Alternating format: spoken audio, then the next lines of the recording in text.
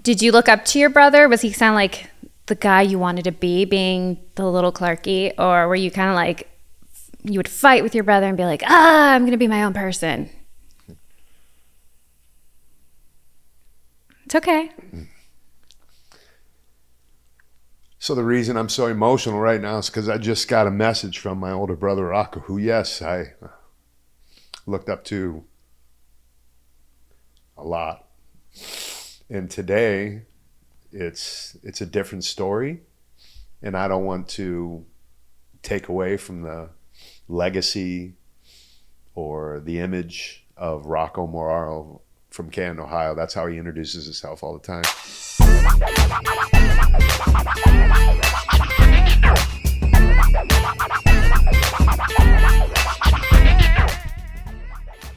Welcome to Get Busy Livin with Clark Bartram. As always, very excited to be sitting here in this chair and have someone super cool sitting in the other chair with me. But before we get to that, I want to recognize my two new sponsors that I told you about the last show. Training Mask. Head over to trainingmask.com. I've been working with this company for a long time now, and I love the company for a lot of different reasons. One of them, they make a great product that trains a part of your system in your body that we don't often think about. Your breathing, right? We don't think about our breathing. Think about this for a second with me. A breath is the first thing you take when you're born, and it's the last thing you do before you leave this earth, and you never have to think about it in between. And we never think about it like our muscles do, strengthening our breathing muscles, our diaphragm. So Training Mask makes a great tool that's been around forever. They are the leaders in this. So if you head over to trainingmask.com, check them out. They're a US-based company out of Michigan, just great people. I love my brother, Casey Danford, who owns the company. So head over to trainingmask.com and use Clark as a discount code. In addition to that, my co-host and guest today appeared with me in a video for this company, Vitos Lifestyle. So Vitos Lifestyle creates and makes a whole lot of accessories for training that are products that you can put in your gym bag. They're products that anyone can use at home. They're products that anyone can afford because they're not expensive. Things like bands, booty bands that are really popular, medicine balls, slam balls, different things that you could have at home that I think you should have at home because everything is a tool. Just like Training Mask is a tool, the products that you'll find at Vitos Lifestyles are great tools that you can have anywhere, if you're traveling, anything like that. So head over to vitoslifestyle.com and use the code Clark to save there as well. Now that we got that out of the way, Cathy is back. Hi. Cathy, do you feel like a celebrity? Do people like recognize you on the streets from the last time you were on the podcast? No. But Really? No, yeah. But I've had like a lot of more followers on TikTok. Oh, okay. Yeah, so. Well, that's a good thing. So everybody go follow Cathy on TikTok. What's your handle there? At Chatty Catty 2.0. Chatty. Mm-hmm. Catty, Catty. Yep. Why Chatty Catty, not Chatty Cathy? Well, Cathy was already taken, so I went with the next thing. But my brother used to call me Catty all the time. So when I was growing up, because it means bitchy. You bitchy? I don't think so. So it kind of stuck. Okay. So hopefully we see a little bit of that attitude, you know, because I know last time that you came on, it was last minute and I've just called you up. I'm like, hey, Cathy, come out. But Jim said, you know what? She's got more sass than that. We want to see more sass. So I want you to be comfortable in that chair. Okay. I want you to say what you're thinking. I want you to challenge me. I want you to ask me questions. I don't want you to be afraid to say your opinion. I don't want you to not be anything but you. All right. Filter off. Okay, filter off. I could have said that in those two words. There you go. All right, so today we talked about just kind of having a Q&A session between you and I. I had this idea of maybe you asking me some questions about my career because as you may or may not remember, if you're just tuning in for the first time, Cathy and I work together in my company, CBX, where we coach men over 50 all around the world. She supports us in that. She does a fantastic job doing that. And you have the opportunity to kind of look in from the outside and see what goes on. You see that people ask me about my career. You watch me on my lives. You kind of know me a lot, right? Because you get to see different parts of me. So you see that people ask me questions about my career. I don't want to just come on here and have people think, oh, Clark just wants to talk about himself. That's not it at all. Right. It's just interesting stuff, I think. Yeah, I think a lot of people have a lot of questions about like how you got started, what motivates you, just kind of, basic questions that everybody does have about the people that they look up to. So with that being said, what would one of those questions be kind of building from? And if you don't have anything, that's fine. I can certainly throw things in. I have things in mind that I know people ask me, but what do you have any questions? Like, have you ever wondered anything or? I've always wondered, what's your favorite color? Blue. Ah, okay, cool. That matches your eyes. I was going to wear a blue shirt today, but luckily we matched with the OD green. I like to call it marine green. CBX. With the great CBX logo on there. Yeah, blue is my favorite color. I don't know what that necessarily represents. Does liking a color have any like meaning to a person other than just preference? Or is there any like hidden? No, I am not like. Okay, you're not into any of that. Horoscope color people. No, it's one of my questions that I always ask. For me, it's kind of like their personality relates to the color they like. So I guess it is one of those like weird hokey things. So does my personality match me liking the color blue? Does it match? Well, what kind of blue do you like?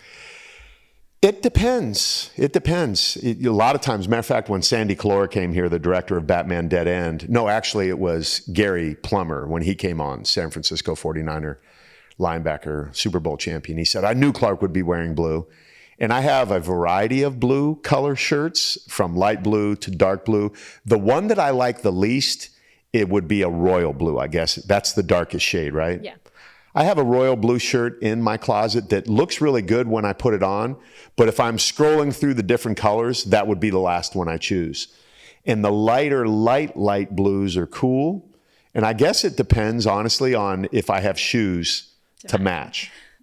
So if the color's off, sometimes I'll change the shirt based upon, I like I got the green here with the CBX. So we both have the CBX on there to match the shirt. So I'm a little weird like that. No, it's cool. I was like that too one time before kids. Everything had a match. And then all of a sudden it was like, whatever I can throw on. So, yeah.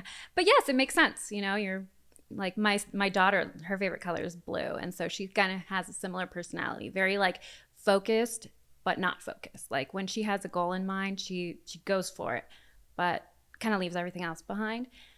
And I kind of feel like that same way with you. Like you're super focused, but then not focused. So it's like, this is the idea I have today. I'm going to focus 110%, but I forgot about that thing and the other thing. I'll get back to it eventually, but definitely. That is a really good way to describe me because that's exactly how I am. Super focused on goals, but so not focused on the details that will help me get to the goals. That's where someone like you comes into play and really helps because I can call you or send you a DM or a text message or whatever and say, hey, could you please get this done for me? And you get it done right away. So that's the importance of having a team and surrounding yourself with people who are filling in the gaps in the areas that you're not necessarily, I wouldn't say qualified, but adept at doing, Yep.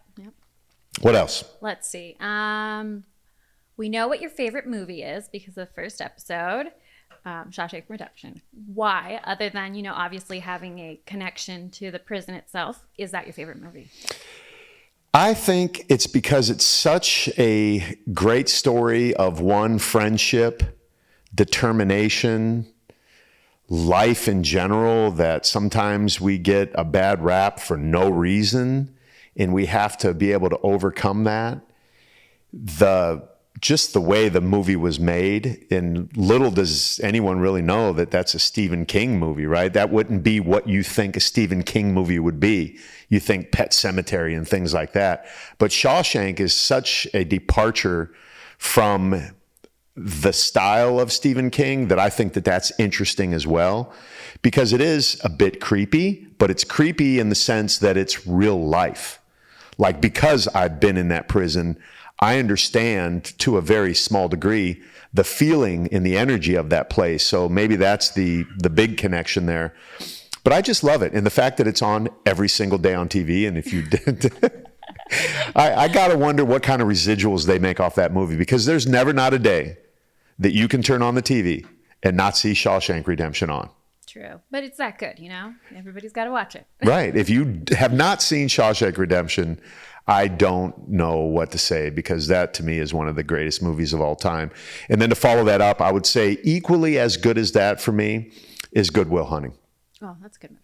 Good Will Hunting, and you have to watch it uncensored, because to take the F-bombs out of that movie completely ruins it, because no kid in Boston, in South Boston, Southie, doesn't go around saying every other word, fuck, you know, and it's so important for the context of the feeling of that movie. And I'll tell you a quick story about my career and that movie specifically. I was doing a commercial one time, and it was kind of a low budget commercial, I guess, because we were at the studios late after everything closed. So someone was renting this studio, and I wasn't up. I had time to kind of roam around. So I'm just roaming around this production studio, and I happen to wander in this office. And on the desk, I see the script for Good Will Hunting sitting there. And I'm like, oh my God, this is the script to one of my favorite movies. It crossed my mind to steal it. Of course. I ain't gonna lie. I was gonna steal it. But rumor has it that Robin Williams, at the end of the movie, when Will is driving off to go see about a girl, right? In that scene, I'm going to see about a girl on the note. And Robin Williams says, I'm getting chills right now thinking about it because of the whole Robin Williams thing. And that brings me to something else I want to talk about. Son of a bitch stole my line. Mm-hmm. That he ad-libbed that.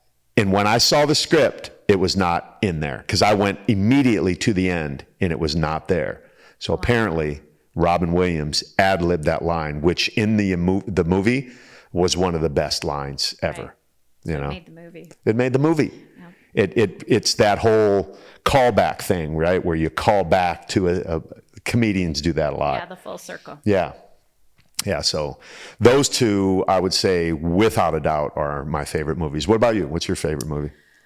My favorite movie that is not a horror movie would be Man on Fire. Man on Fire. Yes. Denzel. Yes. I love that movie. Creasy, Signor Creasy, Signor Creasy. Yeah, it's like the ultimate like love story without it being, you know, like a man and a woman. It's just like the purest of love. Yeah, no, that is definitely in my top 10 without a doubt, and I've watched that probably easily, no exaggeration, 30 times. Because that comes on TV all the time too. And that's one you can watch on TV and still get the context from it. Movies are so powerful. When I'm feeling depressed, when I feel the need for inspiration, when I don't feel like the typical Clark Bartram that people see all the time, I'll watch a movie and it really brings something out of me. Because if you go deep into the movie beyond what is happening on the screen and realize there are a lot of people coming together to make this happen, and somebody birthed that in their imagination, their creativity, it's just testament to me that I'm capable of that too. Right. In my darkest, deepest moments, like, oh my God, the business is not as good as I want it to be, or I'm not feeling up to speed to my potential. I'm like inspired by that. That's why I love movies. Well, going off of that, would you ever like consider making your own movie? And you know, you write books, you create programs, videos, and all that. Have you ever thought of writing your own script? I have. Really? It's called Small Town Blues. Ooh, what would it be about? It is already written. It's about, so everything that I've ever done has come from a moment where it was like, that's the title of a movie. That's the title of a book. That's the title of a song. And everything that I've done has been on the action side of that, me taking immediate action on a feeling. So me and my best friend back in Canton, Ohio, Rich King, are sitting in a bar called the Luna Bar back in Canton. And this bar is known for local musicians coming in and playing together. So there's a list, they would sign up on the list. So we're sitting there having a drink, talking about this, and these musicians are coming in and jamming together. The later the night gets, the better the musicians are. The later the night got, the more drunk we got, and we're just having a great time. Two buddies back in the hometown. I'm visiting, haven't been there in a while, and we just pick up where we left off every single time. So we're sitting there, and I looked over and I saw a guy sign up, and instantly it hit me. I'm like, this is feeling like a movie to me. And he said, what do you mean? Swear on my life, I grabbed the napkin. I wrote down Small Town Blues. And I put myself in this place of being a young kid in Canton, Ohio, who went through a lot of trauma. True story. I went through a lot of stuff in my life. But the Hollywood part, or the script part, is this character, me, and at the time, Johnny Lang, a blues virtuoso, he was young at the time. He was 16, 17, just coming into the music scene. Would walk on stage, no pomp and circumstance, no shoes, and he would just shred. He played with B.B. King and all of that. And I think I want Johnny Lang to play this part of me. But the Hollywood part and the fabricated part is I'm not a musician. I don't play the guitar. But this young Clark Bartram, that was his escape, was playing the guitar, small town blues.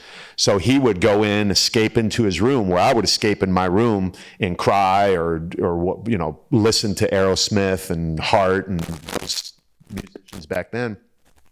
Because music is definitely a big part of my life, but I didn't play the instrument.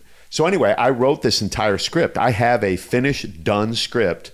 Johnny Lang has since now retired from playing because he's got a throat problem. He still plays guitar, but he doesn't sing anymore. One day I would love to have that movie made because, like Shawshank, like Goodwill Hunting, or any of these inspirational movies of overcoming the odds, that's really what I did in my life, was overcame the odds of a small town in Canton, Ohio, really no potential for me there. That's why I knew I needed to get out. But that's a great question, because I have not thought about that, and I almost started crying thinking about that, because it is truly my story. And if I got into all of the detail about it, it's written well. And a friend of mine, Thomas Parham, taught film and television at APU, is Azusa Pacific University, just north of us. I sent it to him, and he looked at it, and he taught me how to write a script. You have the beginning, the denouement, kind of the peak, and then the ending. And I bought Final Draft as script writing software, and I really got into it because, like you said, when I do something, I go all in on it. So I have a script sitting there waiting to go, much like other things that I've created. And a lot of times it's cathartic for me just to do this. And I think that's what that script writing was for me, was just cathartic to work through some of what I may not have worked through yet as it relates to the trauma that I had as a child, and everybody has it, right? It's not like mine was any worse than anybody else, but it was mine. Right. Right, so that's it. Small town blues. If anyone's a young blues musician that wants to play young, strapping Clark Bartram, you got to get fit first. Yeah. I was a little skinny kid back then. Yeah. Oh, so with that being said, what is the biggest hurdle you feel you've overcome, whether it be in your childhood, in your later years, or now? Shyness. Believe it or not, I was super shy kid. The thought of me doing this and doing what I do absolutely blows my mind. And it's just a testament to consistency. It's a testament to knowing that I didn't need to be that shy kid. I can remember situations in my life where I literally ran and hid from speaking at an event. I was on a team called the Power Team years ago. And they brought me, I went on the road with them. And I remember the leader of that team, John Jacobs, came up to me. I wasn't performing. I wasn't on stage. I was just there as an assistant. So I was selling the t-shirts. I was at the t-shirt table. I had folded all the t-shirts at the office, and I'm real detailed, right? So I made it perfect in that office. So that's when they brought me on the road. You're going to be in charge of the t-shirt table on the road. So I'm out there, and he called me over and he said, listen, I want you to promote the t-shirts. And there are a few hundred people in this room. To me, the story would be repeated as there were 3,000 people in the room. Right. But there were probably a couple hundred at the most. But even a couple hundred people brought so much fear into me that I ran and hid.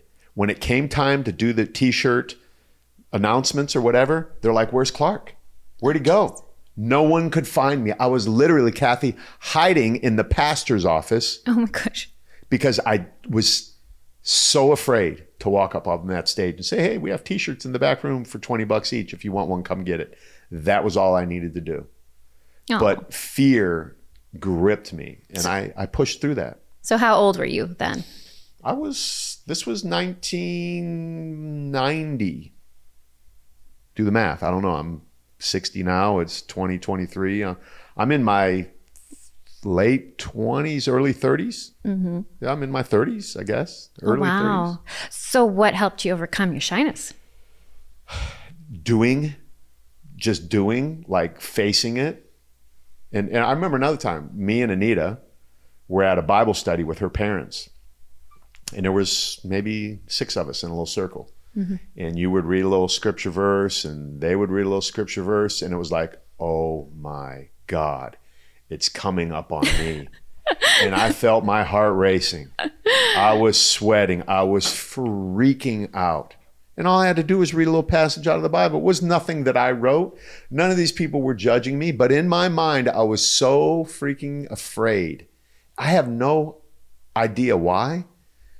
But it got to me, and I read with the shakiest, scaredest, if that's a word, voice ever, even to the point where Anita's mom said to me after, are you okay? And I lied. I said, I got a giggle spell or something, and I was laughing when it was trembling from fear to read in front of 6 people. And I knew how to read. It wasn't the fact that I was afraid to sound stupid. I was just afraid to be the person with the eyes on me. To focus. As weird as that is. I beg people to look at me now. Hey, look at me, look at me. Now it's all like, hey, why aren't you looking? Yeah, exactly. That's insane. I created a monster. But I could totally relate. I was painfully shy as well growing up. So how did you overcome it? One day I was just like, if I don't express my voice, like I'm never going to be heard. I'm just going to be part of the background. And so, growing up, you're like, I want to make a change. I want to be different. And I did a lot of it wasn't like protesting, but like peaceful protesting because during the time when I was in like high school and early college, there was a lot of immigration policies changing and stuff like that. So I was like, I gotta make my voice heard because I'm not like, the majority of the Hispanics that we see around here, where you can stereotype them. I was kind of like lucky in the fact that I was lighter skinned. So I was like, I have to use my advantages to my advantage. And so I was like, it's either now or never. But like every now and then when I get really passionate or something, I just, I do too. I shake. So. Well, that's from passion, right? That's just pent up energy, aggression, anger, whatever it might be. But you did tell me once that Spanish is your first language. Yes. And by looking at you, you just look like a typical white girl. That's funny because my husband was telling his leadership team at work the same thing. He's like, yeah, I met her. We met at work and she looked like any other white girl. And she was like, no, I'm Mexican. And I didn't believe her until the day she like introduced her mom to me and was like, blah, blah, blah. And I was all like, I don't sound like that, but okay. He's like, my mind was just like blown. I was like, you think I would lie about not speaking English or not speaking Spanish? Yeah. So I learned like most first generation Hispanic people from the television, and I went to school and kind of curated my English to what, like the teachers and professional people sounded like instead of, dedicating my time to sounding, I hate to say it, but ghetto. Or like a chola or whatever. Yeah, I mean, like everybody goes through that phase, but yeah, I tried my hardest to speak good English. You like Andrew said, you would never ever know. Do your kids speak any Spanish? My daughter speaks a little bit, but they both understand it, but they can't speak it very much. Do you wish you would have started teaching them Spanish earlier or at all? Yeah, I definitely do, because being bilingual definitely gets you the upper hand in a lot of things. But, I also struggled a lot growing up. So I was like, I don't want them to struggle. My mom helped me raise them, like, because I was still working when they were little. So they learned all their Spanish from her because she doesn't speak English. So whatever they knew, they got it from her. But my mom says, just keep talking to them in Spanish when you're at home and they'll pick it up. Yeah. Eventually. Do you at all now? Yeah, I do. Okay. I'll like yell at them and stuff. They know they're in trouble. I yell at them in Spanish, so they have this fear of the Spanish language now. No, they think I'm like cursing at them, so they'll learn the words, and I'm like, heh, sucker. So your mom speaks no English? No, very little broken English. So how does she communicate with the grandkids? I translate, or they understand each other. Yeah, because body language and energy and familiarity. Caitlin, my daughter, she understands virtually all Spanish. She just can't speak it. But my son, who's like in love with my mom, I was like, we make jokes. We're like, hey, Andrew, what are you wearing to Ryder and Grandma's wedding? And because he's always had this like love for my mom, which I think is adorable. But I'm all like, when he was little, I'd be like, Ryder, who do you love more? Do you love me or do you love Grandma more? He'd be like, it's okay. I don't care either way. And he goes, Grandma. And I was like, it's like, at least it's Grandma. I know, it's all like, random. It's like, it's okay, Ryder. I love her too. So it's all good. But he doesn't understand a lot of the Spanish. So he kind of like sits there and like, te amo. And then he just hugs her, and that's good enough for them. Yeah. That, if you're going to learn one thing, that's the one to learn for sure. Well, that's good. Yeah, I would encourage you to continue to give them that, because when I see Mitch speaking Spanish, and he's not fluent by any stretch, but he's certainly conversational, I honestly believe, and it's one of my big regrets, that I didn't learn a language. In Ohio, Spanish wasn't a thing. I took French in high school and didn't apply myself because at the time I didn't care about anything. But I totally regret, people ask me, what are my regrets? That's one of them, not learning Spanish specifically, because one, it's respectful.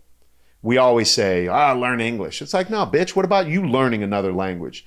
Americans are so lazy, one, because I've traveled around the world and have been the only person sitting at a table in Europe where people speak 3 languages, and I'm not doing anything but speaking English and expecting everybody to cater to my laziness, because that's really what it is. You know, maybe they have an advantage in Europe because they're landlocked by another country with another language. That's an advantage, but it's certainly not the reason. They could have not learned. We're right across the street from Mexico. Yeah. I could have the same advantage, right? Mm-hmm. Maybe if I lived in Otay Mesa, it might be a different story. Maybe if I grew up with a bunch of Hispanic kids and I kind of was around it more. So I don't know. I just think it's respectful. One, I think you, like you said, have an advantage too when you walk up. Hell, when I'm at the swap meet, and like I said, when I see Mitch, people light up. They absolutely light up. Like, oh my God, he took the time to learn my language. I don't feel so out of place right now. Right. I know, because Andrew has been doing Duolingo for Spanish for the last 2 years. He's like, I'm gonna learn how to speak Spanish. Because he's like, it gets awkward. Your mom just like, I say one Spanish word and then she just launches into a whole conversation. I was like, that's just how they are. You know, like they assume because you know that one word, you're gonna know everything else. But I'm all like, just go with it. I'll translate along the way. I'll be like, hit the important notes. But definitely, like he's all like, I'm blown away by the fact that people can learn more than one language, because he struggles with that, and he's a pretty bright guy. So he's like, I hate it that I can't learn it. And I was like, it's okay. He also took Spanish in Ohio. And he's all like, the teacher spoke like Daffy Duck. And I'm like, yeah, well, it's really different Spanish, like a Castilian Spanish, which is like from Spain, versus like a... Theta is opposed. What I heard about that is, this is what Anita's uncle said, who's very proud of his Hispanic culture, which he should be, that the king of Spain had a lisp, and that is why the th is a thing. Oh. I don't know if that's true or not. I don't know. Yeah. Yeah. No, we're not big fans of the Spanish in Mexico. But exactly. So, man, I was going to say something else about language. Yeah, when you had mentioned that Andrew might say something in Spanish and your mom just rattles off, that the same thing happens, right? If the opposite is true. Like I had told you before that the lady that cleans the gym, every once in a while, I'll just come in, you know, buenos dias, whatever, and then she'll start talking. But when I know her English is limited, and then I'll just start talking like she has a full grasp of the English language, and I can see her checking out. I'm like, oh, I went too far. She's just like, Uh-huh. Yeah. Okay. Yeah. Happy Friday, Clark. Good job. I'm like, okay. At least she knows more than I know. So we kind of have this mutual understanding and respect for each other that we're trying. And like she always says happy Friday or whatever day it is. And it's because she's always in the men's room cleaning the men's room. So I'm in there peeing, right? And she's behind me. Hey, Clark, happy Friday, whatever. No, it was Monday. And I just say, ¿Cómo se dice Monday in Espanol? And she's like, oh, lunes. Mm-hmm. And so I said back to her while I'm peeing. So talk about, feeling awkward trying to speak a language. I'm peeing with this lady in the restroom while I'm trying to speak to her in her language. And yeah, she's all like, no worries, Clark. I've seen it before. Yep. And she just in there all the time. Nobody thinks twice about it. It's like, hey, she's going to be in here. Alvida. Yeah. What else, Cathy? This is good. I'm enjoying this conversation. Okay. This is fun. Okay. Let's see. Well, I was going to ask you something and I totally lost it. Okay. Well, I'll sidetrack. What is something you miss from Ohio, from being back home? There's a different energy in Ohio. And if you've been there, you know what I'm talking about. It's kind of like it's a step down, if you will. It's more relaxed. It's slower. But it can also be depressing. I miss my family. I talk to them all the time. I miss my friends. And I have a connection there still. And Anita will get mad at me because I'll say, I'm going to go home. She's like, this is your home. Aww. But when I watch, for example, the USFL now, the new football league is out, and they play at what I refer to as Fawcett Stadium. That's our football stadium back there for high schools. And I just see that, and I get this different feeling inside of me because I can connect to that energy that's there. I can smell the air. The memories are still connected there. And it's something that I don't want to ever let go of. There is part of who I am is because of the fact that I grew up in that little neighborhood in Canton, Ohio, and had that trauma. And as traumatic and as poor as we were and all of that stuff, I cling on to that, not as an anchor, but as something that's pulling me forward because I know where I came from. I'm very proud of it. I love all of the people there. I know how long I can be with those people before I have a negative effect on me. So I'm very thoughtful and careful of that. I don't want to disrespect anyone, having them think, oh, who does Clark think he is? He's in California. He's on a magazine cover. He thinks he's special. Not at all. They know my connection and they know my love. And I have probably a more solid relationship with every one of those neighborhood kids now, more than I did even back then, because we're all mature. We've all grown up. We all have different stories to share with each other. And that's something that I just miss, is that block and all of what could happen in one little city block, little town block. Yeah. A lot of freaking memories, man. You don't have to travel far.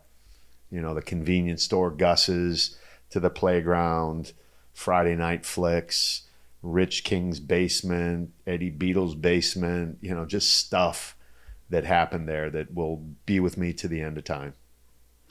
Do you ever, let's say you retire? I don't know if that ever will happen, but would you go back home? Consider going back home? Anita would never go. The only way I would go is if we were no longer together, which I don't see that happening, hopefully. But she would, no way. Why? Absolutely. She's a California girl. Oh, I am too. Andrew's tried to get me to move out to Ohio. He's like, we could have a mansion out here. And I was like, it's too cold. Yeah. It's too cold. Winters are rough. And I don't, even with this rain, I get mildly depressed. Okay. Mm-hmm. And it's just because, right, I should be able to control that, but it affects me. And I'll be honest, right? There's real things, seasonal affective disorder. It's Absolutely. legitimate. It's something. But I've often thought about, there's a store, I had mentioned it a minute ago, Gus's. It was the store that I went to growing up, where I would get the note from my mom, please sell my son a pack of Benson and Hedges 100s and a loaf of French bread and this and that. I would go into Gus, an old Greek man, And, you know, he had the penny candy back there. I would hand him the note. We would get all of that. It would go on our credit for the week, and I would go home. But that building sits empty now. Oh. And I've often thought, every time I go back, I'm like, I want to buy that building someday. And I want to open that building up for young kids in that neighborhood, because it's really bad now. It's very impoverished. It's just poor. Yeah. It's a very poor part of town. And I would love to open it up and have a free place where kids can go and have access to the internet, have access to tutoring, games, because game places, arcades were big for us. Yeah. Have that, and maybe even kind of resurrect some of the old penny candy stuff, the fireballs, and have an homage to Gus and what he meant to all of us. Because there's a Facebook page, 2 separate parts of the neighborhood. There was Gus's store and Chris's store. And the question was, Gus's or Chris's? Where did you go? You know, and we would do horrible things to Gus. We would throw the door open and throw snowballs in and run away and steal out of there and get in fights inside the store, all sorts of crazy stuff like that. But Gus was just such an influential man in our life. And you don't even think about it. Just a guy that owned this little corner market on, was it 3rd and Smith or Bedford, and that was our spot, you know, and a big part of our life was in that store. Yeah, so I would love to own that building. That's awesome. And then to do it, like, pay it forward. Yeah. That'd be cool. Yeah, it would be, you know, a not-for-profit type of endeavor where I would have the financial means to be able to do it, whether I did it all on my own or got some help from the city of Canton and really did something, because kids there need direction. The parents are doing their best. Like you said, you know, you were working when your kids were young, so they went to your mom. A lot of these kids don't have that privilege of having a grandmother there or somebody to take care of them. So they're wherever. Some of them might even be home alone for all we know. Yeah. But having a center like that where they can go in and get tutored and have fun and be safe, right? And not be out on the streets. I mean, ideally. So that's where, like, having wealth for me becomes important. Having wealth for me, for my own, I don't need anything else. Like, these jeans, these shoes, and this shirt are great. Like, I would not buy more clothes. I would not buy a different car. I doubt I would buy a bigger house. I love my house. There would be some things I would take care of, but that's where I want my wealth to go. Stuff like that. That's awesome. Yeah. So that's something about me maybe you didn't know. Yeah. Now you do. Well, that's good. You know, then that just adds more credibility. You know, your thing is helping people, and it really, you do where you can. It really is, for sure. You know, with that, there was something that I heard today that had an impact on me. You know, I'm part owners of Legendary Men's Care, the toothpaste brand. Mm-hmm. So we had a meeting today, me and my 2 business partners, and the main guy, Joe, he said, hey, let's really look at our customer and let's talk about that customer and how we can better serve him. Because my business, our business, what we do, it's about serving these men. Right. These men that are out of shape, overweight, not having confidence, not feeling good, getting bad checkups from the doctor, whatever it is. So that's one thing, but there's another layer today that really impacted me in a big way. And this is something that I want for our business. And I wish I had this information last week when we had our meeting, but he has a fitness business on the side as well. And he serves the same person as I do. Yes. Mm-hmm. So in 2022, so when we had this meeting today, he had on a whiteboard behind him, it had 105 on there, 105. And I'm looking at it before he got to it, and I wonder what that means. His father in 2022 took his own life. Oh my gosh. And he said this number up here represents on a daily basis how many men globally take their life. 105 men every single day that you and I wake up have chosen to take their own life for one reason or another. And we all have our way of looking at, oh, that's selfish, that's this, that's that. So I went down this rabbit hole today on TEDx talks and listening to different people who've been affected by that, because the other side of that is 7 to 10 people are affected by that. Child, wife, mom, dad, friends, relatives, church people, whatever. are affected by that. So it got me thinking, okay, why is this? What's going on? And knowing what I know and doing what we do in this business, it has a lot to do with how people show up and how they feel about themselves in this comparison and this imposter syndrome or whatever you want to call it, where, man, I don't look like I used to. I don't feel like I used to. I don't have the energy I once had. I don't feel like I'm contributing. And it made me take a step back and get away from the numbers of what we do, like what's our sales for this month and how many people can we get to sign up. It's like, man, I have to remind myself daily that this is really what's going on. Mm-hmm. Because the reality is men are under attack. Men are under attack today. We, men, if there was a totem pole, and I don't think it should be like this, men are now like near the bottom of that totem pole as far as being paid attention to and being heard and respected and all of that sort of stuff. Men have taken a bottom on that totem pole when actual totem pole should be laid on its side and we should all be equal. But that's just not the way we operate in this world, unfortunately. You know, everybody's agenda has put itself above everyone else, and men, white, black, or otherwise. Because the king, that kid I had on here a while ago, I'm watching he's under attack for being a strong, young black man. You know, and he's just saying what he wants to do in life. So it's a shame. But anyway, I instantly went over to T-Shirt Mart. I had a shirt made. It said 105. And on the back, it says 7-10. And then when I left, I came up with this hashtag RUOK ? And I had her put it through the 105. So I'm going to put that shirt on. I'm going to do a video and talk about that because men don't. Right. That's actually really insane because the other day I was thinking about our friend Alex who went out that way. Yeah. I was like, that's the people that you truly don't expect. And then just one day, they're gone. Without any sign. That was the happiest guy in the gym. Absolutely. He was just like the happiest, the brightest, the like, hey. And then it's just one thing in his life went south and he was gone. Something so meaningless to us, but so meaningful to him. And at the stage of life that he was at, I looked forward to seeing that guy every day. Me too. He was all like, everybody, you have to say hi to Cathy first. And I was like, oh. Yeah, he was so sweet and so considerate. But unfortunately, you know, his daughter found him swinging on the end of a rope. It's just worst way. I mean, there's worse way, but worst way to find a loved one. Gosh. It's just, whoo. It was funny. I was looking through my shirts. I was like, where did I put it? One more rep for Alex. One more rep for Alex. Yeah. So what we did in the gym, I had a T-shirt printing business at the time, which I want you to promote your little business on the side too, if you want to get, and I got an idea for you too, as well, to do more of what you're doing.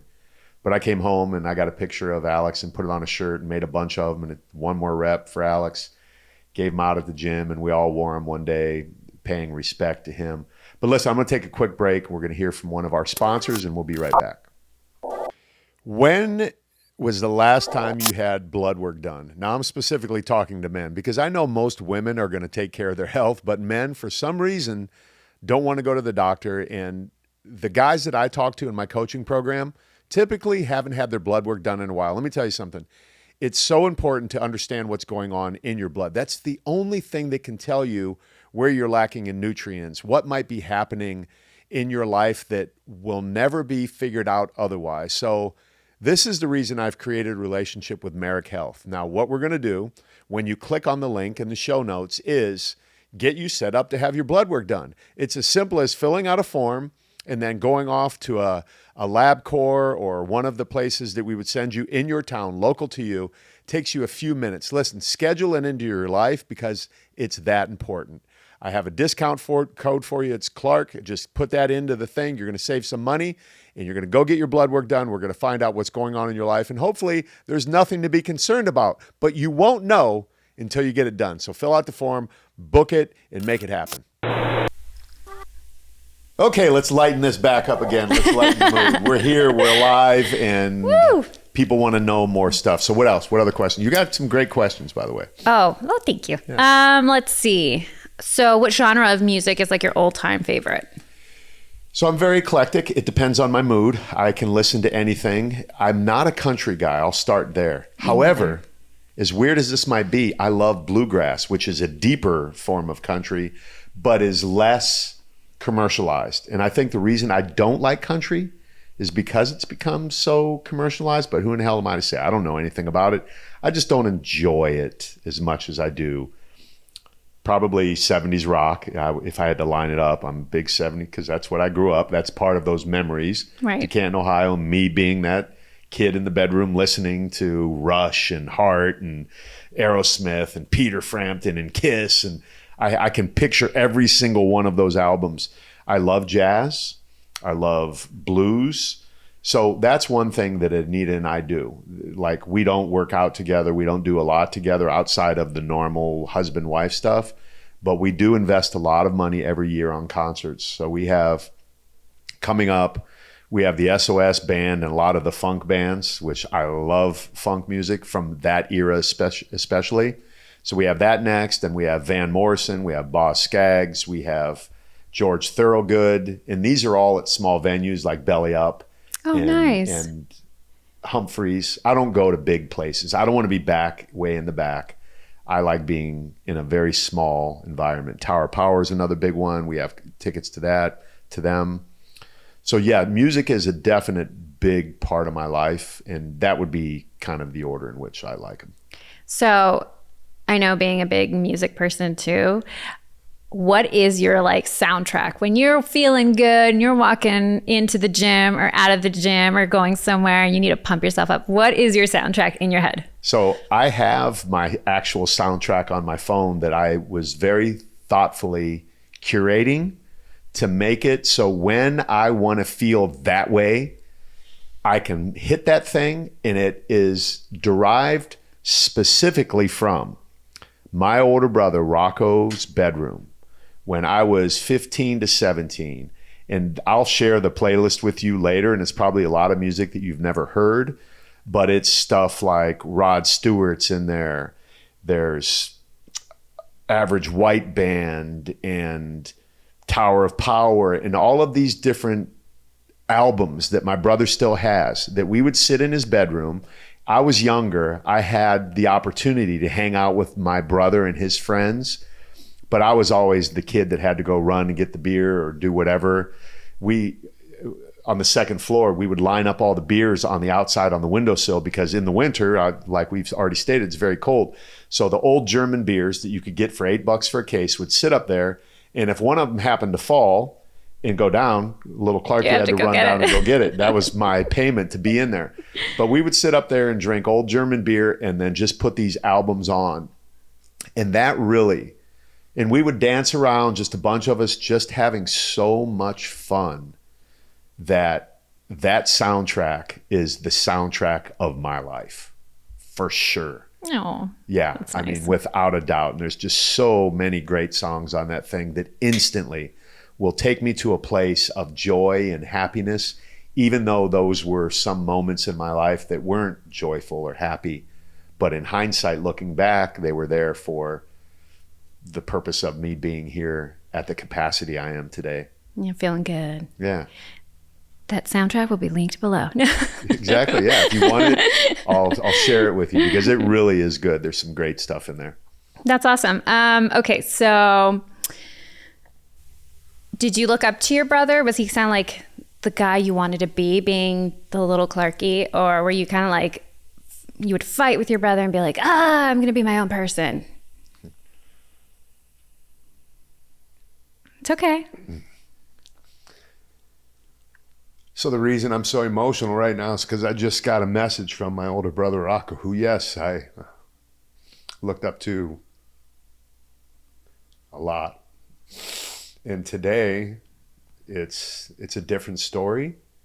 And I don't want to take away from the legacy or the image of Rocco Moraro from Canton, Ohio. That's how he introduces himself all the time.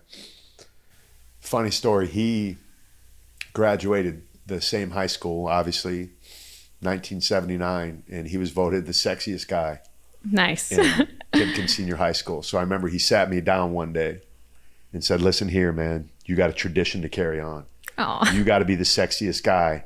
you got to carry it on. Do you understand me? And it was like my dad sitting there telling me something. I said, I got it. So I ended up being the sexiest guy in my high school class. And then I sat down my little brother. I'm like, listen, bro, you got to carry this on. Your older brother, Rocco, was the sexiest guy at Timken. Your older brother, Clark, was the sexiest guy. Now it's up to you. Jason didn't follow through with it. But the reason I'm so emotional is because I'm just watching my brother not be who he was. And I won't say for any reasons why, because again, I don't want to disparage any of who he is, because he's still that person inside. But the situation that he's in is not allowing him to really fully express the Rocco Moraro from Canton, Ohio that everybody knows and loves. And everybody that knows and loves him, if they were watching this, they know exactly what I'm talking about right now. And it just breaks my heart. And as much as I want to pick up the phone and talk to him when he calls, it's too painful for me to do that. And it just happened this morning, like earlier today, because I'm sitting there going, I can't pick it up. I just can't pick it up because it hurts. And it's selfish because I should pick it up and I'm not. So, yeah. I'm sorry. I didn't mean to make you cry. No, that's fine. I didn't realize it was affecting me that much, but apparently it is.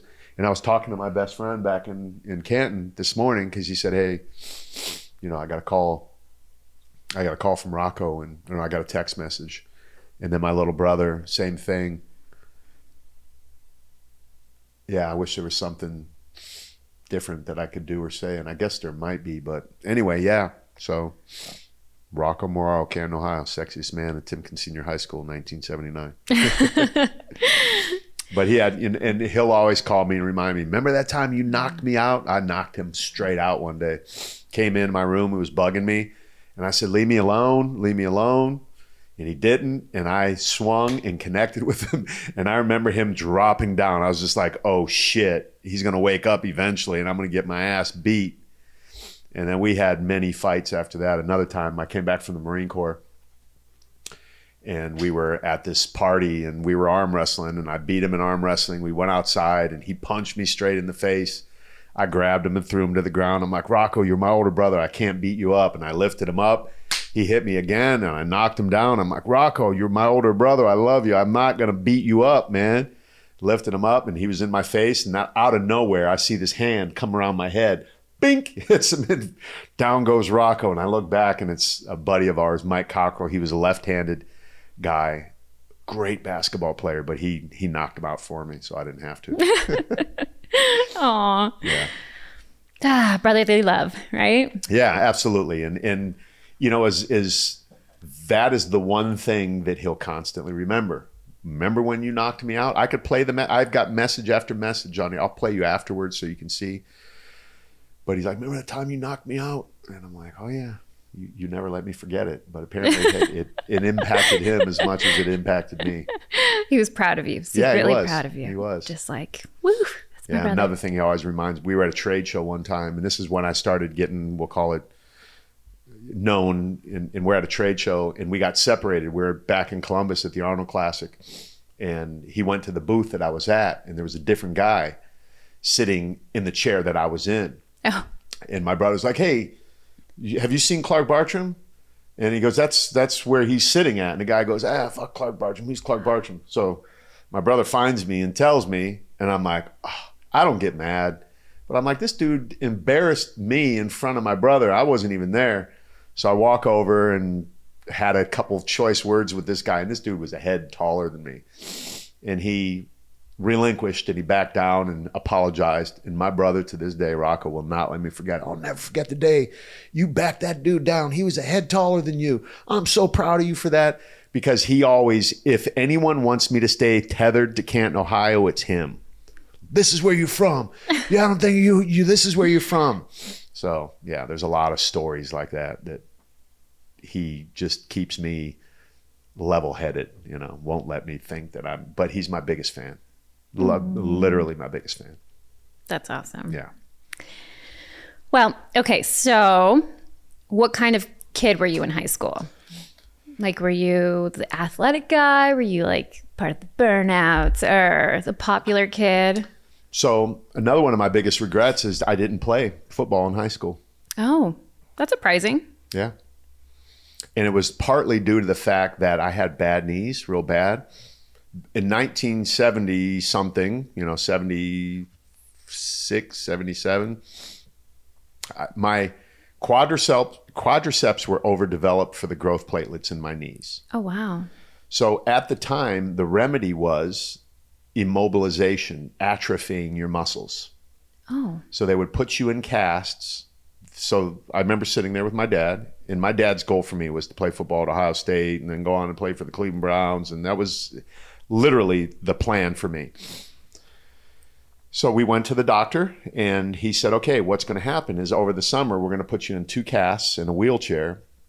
We're going to let your quadriceps overdevelop because they're too strong for the growth platelets in your knees. Or the other option is just don't play sports. And I was like, I'm done. I couldn't imagine sitting in a wheelchair for 3 months over summer while everybody was out playing. It was just devastating to me. What was equally as devastating was the fact that I didn't play football, and that was my dad's number one dream for me. And I'm athletic and playing football up to that point, fast and all of that. And people were probably tripping out like, oh my God, I thought for sure you played in college or something like that. No. And honestly, it's one of my biggest regrets in life because I probably could have pushed through the pain, but because of the trauma in my life, I was almost, my mom and dad were divorced. So in hindsight, I honestly think that I was punishing my dad to a degree by not playing because I knew that was so important because I'm good. You know what I mean? I'm an athlete. Mm-hmm. There's nothing that I try and do that I can't do like pretty damn good. And I'm only saying that to make it even worse that I didn't do that. But who knows what would have happened if I would have elected to go that route. You just don't know. So I was athletic. Yes, I was a stoner. I hung out with all the stoners. We smoked weed every day before we went to school. I can remember walking down the alley and it would be pitch dark, cold in the winter, and up the alley where we all met to get onto the RTD bus in the alley before we walked out to the bus stop, you could just see a light, boop, just a red light of a joint, and it would be Dave Young hitting a joint. And we would go, we would smoke weed. I would get on the bus, get paranoid on the public bus, because it wasn't a school bus, it was the RTD, Regional Transit District. I get on the bus and like, why did I smoke weed, man? I'm paranoid. Everyone's looking at me. I get to school high. We would do acid in school. Oh, wow. We smoke weed in the freaking welding booth at school. So I was the athletic kid. I was a stoner kid. Because I was the sexiest guy kid, I kind of, automatically popular. Yeah, I knew my way around the girls and stuff like that. So I kind of fit into any group. But ultimately, I was the shy guy, right? I didn't want to stand out so much, but I kind of did. It's weird. I don't know. I'm interesting. Now that you're asking these questions, I never really talk about it or think about it. You're a conundrum. Yeah, I'm a conundrum. That's cool. So you kind of got to experience like the whole thing. Yeah, no, I definitely did it all. I could blend in. There were black kids and white kids. That was it. Most of my friends were black. Hung out in the black neighborhoods, grew up around all these kids, and the parents would love me. Like I was the likable kid that every parent loved, but didn't know at the same time I was the guy doing all the crap too on the side. All the bad stuff. Yeah. But everyone loved, little Clarky, we love him. To this day, if you went back and saw any of the parents, any of the sisters, it'd be little Clarky. Oh my God, little Clarky, we love him so much. And they're all so proud of me. They all are. That little block, that little neighborhood, all of these people, I look back and they're just so proud. And it's just little Clarky. I even see it on Facebook now because my older sister, Michelle, she is the world's greatest person, literally on planet Earth, the world's greatest person, hardest worker. Just, I could say so much about Mish, but she'll post my stuff and say, oh, my little brother's so handsome. My little brother's so athletic. My little brother's so awesome. My little brother's so this. And then all of the names that I can remember, Susan Dryden and Lori Cockrell and all of them commenting, little Clarky. And it just brings me back to Canton, Ohio. And it's like, wow, those girls saw me get hit by a car. Oh, like wow. literally, bam, flew across the street. I remember them all screaming and yelling.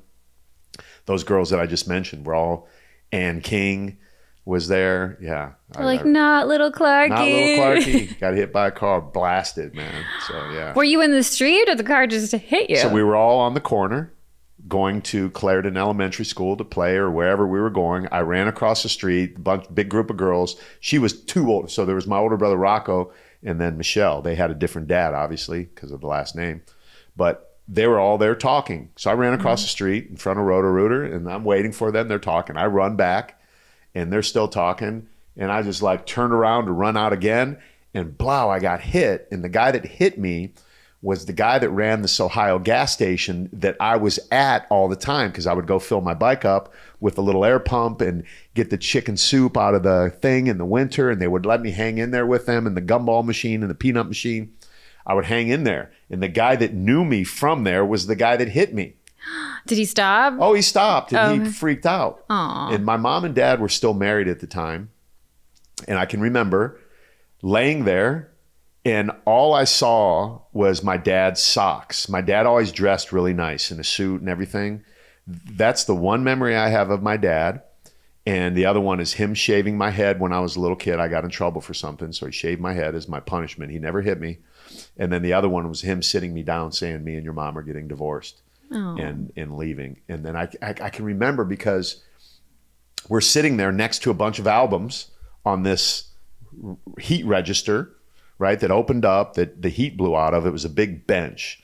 And there were all these albums. In the front album was Joe Cocker, Mad Dogs and Englishmen, and he was doing a bicep pose like this.